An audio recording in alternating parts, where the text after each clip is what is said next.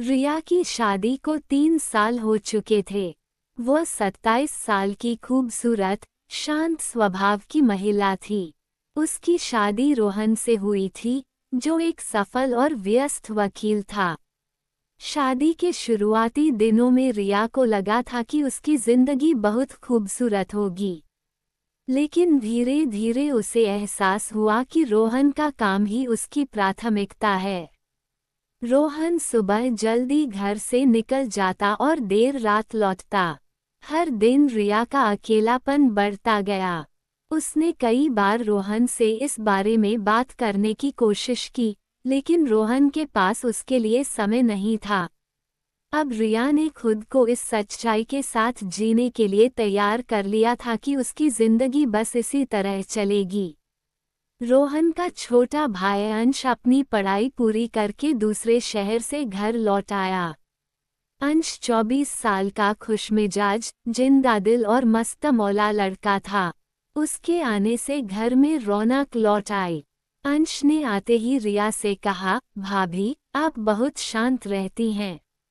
ऐसा लगता है जैसे आप इस घर की खुशियों को अंदर ही कहीं छिपाकर बैठी हैं। लेकिन अब मैं आ गया हूँ, तो सब बदल दूंगा। रिया मुस्कुराई, लेकिन उसकी आंखों में अब भी एक गहरी उदासी थी। अंश ने यह महसूस किया और उसने तय कर लिया कि वह रिया को फिर से खुश करना है। रोहन अपने किसी बड़े केस के सिलसिले में 1 महीने के लिए विदेश चला गया। अब घर में सिर्फ रिया और अंश रह गए।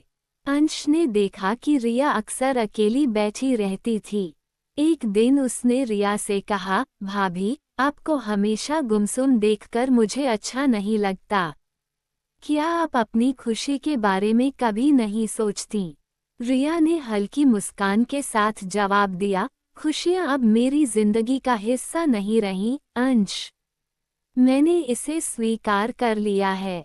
अंश ने गंभीरता से कहा, खुशियां कभी किसी को छोड़कर नहीं जाती। हम खुद उन्हें भूल जाते हैं। अगर आप चाहें, तो मैं आपकी जिंदगी में रंग भर सकता हूँ। उस दिन के बाद अंश ने रिया के चेहरे पर मुस्कान लाने की कोशिश शुरू कर दी। एक शाम तेज बारिश हो रही थी। रिया बालकनी में खड़ी बारिश की बूंदों को देख रही थी। उसका मन कहीं खोया हुआ था। अंश चाय के 2 कप लेकर वहां आया और कहा, भाभी, बारिश का मजा चाय के साथ ही पूरा होता है। रिया ने हल्की मुस्कान के साथ चाय का कप लिया।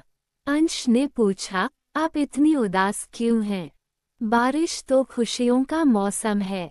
रिया ने जवाब दिया, बारिश पुरानी यादों को ताज़ा कर देती है। कुछ ऐसी यादें जो हमें अंदर तक तोड़ देती हैं। अंश ने उसकी ओर देखा और कहा, यादें तभी तक दर्द देती हैं जब हम उन्हें अकेले जीते हैं। अगर आप चाहें, तो मैं आपका साथी बन सकता हूँ। उसकी बात सुनकर रिया कुछ नहीं बोल सकी, लेकिन उसके दिल में एक अलग सी हलचल हुई। दिन बीतने लगे और रिया और अंश के बीच का रिश्ता गहराने लगा। अब दोनों ज्यादा समय साथ बिताने लगे। वे बातें करते, साथ खाना बनाते और हंसी मजाक करते। एक दिन अंश ने रिया से कहा, भाभी, आपकी मुस्कान इस घर को रोशन कर देती है। जब आप खुश होती हैं, तो मुझे ऐसा लगता है कि सब कुछ ठीक है। रिया उसकी बात सुनकर पहली बार खुलकर हंसी। उसे एहसास हुआ कि अंश के साथ वक्त बिताना उसे सुकून देता है। लेकिन ये सुकून उसे डराने भी लगा। रिया ने महसूस किया कि अंश के साथ रहते हुए उसका दिल एक नई उम्मीद महसूस कर रहा है। लेकिन वह खुद को हर बार यह सोचकर रोक लेती कि यह गलत है। एक रात, जब अंश ने उससे कहा, भाभी, आपके बिना मेरी जिंदगी अधूरी लगती है, तो रिया का दिल जोर से धड़कने लगा।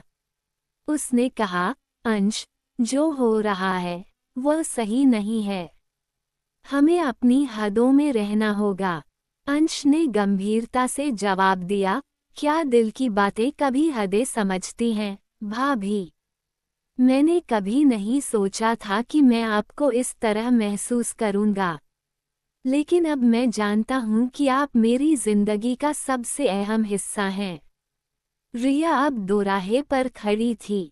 उसे समझ नहीं आ रहा था कि वह क्या करे। क्या वह अपने दिल की सुने और अंश के साथ नई जिंदगी शुरू करे, या फिर अपने कर्तव्यों और समाज के बंधनों में बंधी रहे। एक रात रिया ने खुद को हिम्मत दी और रोहन से बात करने का फैसला किया। रोहन काम से थका हुआ घर लौटा था। रिया ने उसे खाने के बाद शांत तरीके से कहा, रोहन, मुझे तुमसे एक जरूरी बात करनी है। रोहन ने अनमने ढंग से जवाब दिया, क्या बात है? जल्दी कहो, सुबह जल्दी ऑफिस जाना है। रिया ने गहरी सांस लेते हुए कहा, हमारी शादी अब बस एक औपचारिकता बनकर रह गई है। तुम और मैं दोनों इस रिश्ते में खुश नहीं हैं। मैं अब और इस रिश्ते में खुद को नहीं बांध सकती। मुझे मेरी जिंदगी चाहिए, रोहन। रोहन पहले तो हैरान हुआ। उसने कहा, तुम क्या कहना चाह रही हो? क्या कोई और है तुम्हारी जिंदगी में?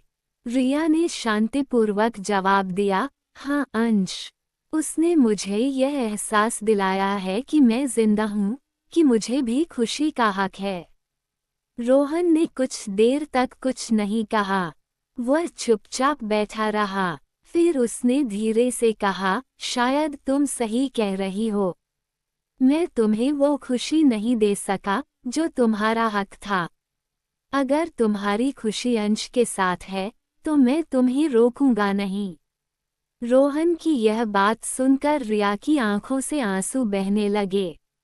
उसने सोचा था कि यह बातचीत मुश्किल होगी, लेकिन रोहन के इस जवाब ने उसे हल्का महसूस कराया। रिया ने रोहन के साथ औपचारिक रूप से तलाक लेने का फैसला किया। रोहन ने भी इस प्रक्रिया को बिना किसी बाधा के पूरा किया।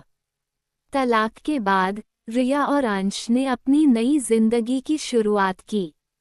अंश ने रिया को हर उस खुशी का एहसास दिलाया जिसे वह इतने सालों से तरस रही थी। दोनों ने मिलकर एक ऐसा जीवन बनाया जिसमें प्यार, सम्मान और साथ था। हालांकि रिया और अंश को समाज और परिवार से काफी आलोचना का सामना करना पड़ा। कई लोगों ने उन्हें गलत ठहराया, लेकिन उन्होंने अपने फैसले पर डटे रहने का साहस दिखाया। अंश ने रिया से कहा, लोग चाहे जो भी कहें, मैं तुम्हारे साथ हूँ। मुझे फर्क नहीं पड़ता कि दुनिया क्या सोचती है, क्योंकि तुम्हारी खुशी ही मेरी जिंदगी है। रिया ने मुस्कुराते हुए कहा, तुम्हारे साथ रहकर मैंने सीखा है कि अपनी खुशियों के लिए लड़ना कितना जरूरी है। समय के साथ लोगों ने उन्हें स्वीकार करना शुरू कर दिया। अंश और रिया ने समाज के बंधनों को तोड़ते हुए अपनी एक अलग पहचान बनाई। दोनों ने मिलकर एक ऐसा जीवन जिया जहां कोई पछतावा नहीं था। रिया ने पहली बार महसूस किया कि उसने अपनी जिंदगी अपने तरीके से जीने का फैसला किया, और यही उसकी सबसे बड़ी जीत थी। ये कहानी यह सिखाती है कि जिंदगी में अपनी खुशी का चुनाव करना आसान नहीं होता, लेकिन कभी-कभी अपने दिल की सुनना और साहस के साथ अपनी राह चुनना ही हमें सच्ची खुशी दे सकता है।